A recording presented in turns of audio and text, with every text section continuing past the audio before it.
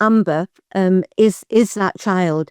And Amber was one of the children that I was asked to gain the trust of in Rochdale.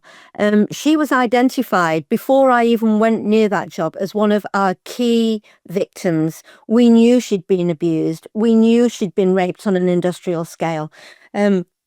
But she had also been arrested when she was 15 by the police, and so because of that, she was hugely damaged, mistrustful of the police, and didn't want to speak to any police officers. To her everlasting credit, she eventually allowed me into her home, into her life, and she spent 7, 8 months pretty much every day going to video interviews.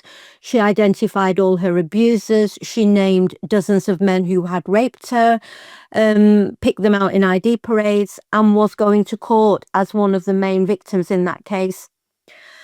I was told on a Friday afternoon that the bosses, CPS, police, had changed their mind and they were no longer going to use Amber as a victim.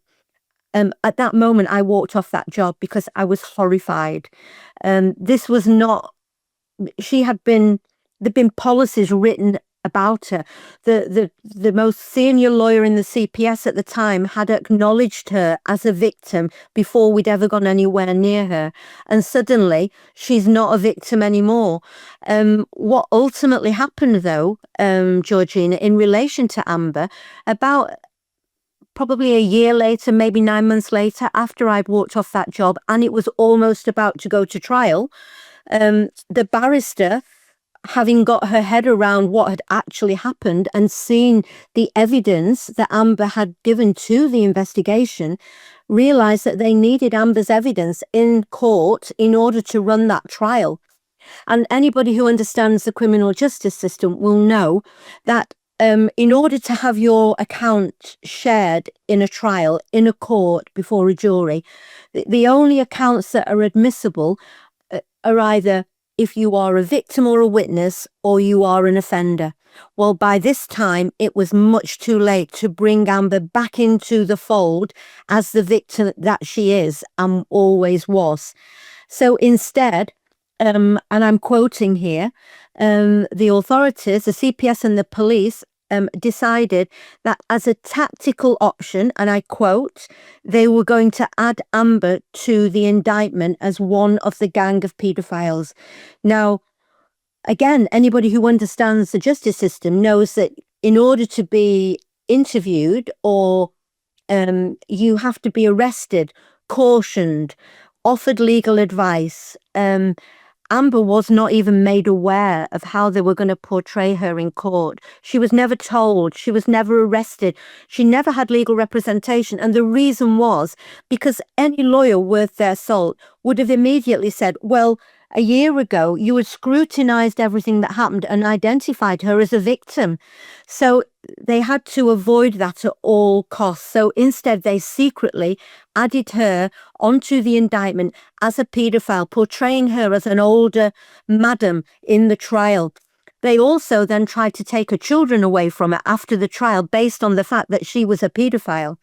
Now, it took me 10 years of fighting, and then 3 years ago, maybe 4 years ago now, the new chief constable of Greater Manchester Police finally acknowledged that this had been borderline incompetent. All Amber's rapes are now recorded. She is formally acknowledged as the victim that she always was. And due to the fact that, I took her to get legal advice and fought alongside her, she never lost her children. But so the police apologized. It can never undo what was done. But interestingly, the CPS, despite the fact we took action against the CPS as well, the CPS have never apologized, and they still won't confirm or say that they will not use that tactic again. So these are the things that are going on behind closed doors, and it's really because of my inside knowledge of having worked on these cases that those facts came to light. So, I don't know what's gone on in many of the other towns and cities where these gangs have operated. But I do know that when you ask for the information, it is very rarely forthcoming. It's hidden, it's buried away. So I think the fact that I worked on them and I knew the truth and I was prepared to fight to expose that meant that it raised awareness, and the country knows now from the inquiries that I've been involved in that I was not making it up. It's formally and publicly acknowledged that those things I've said to you are true.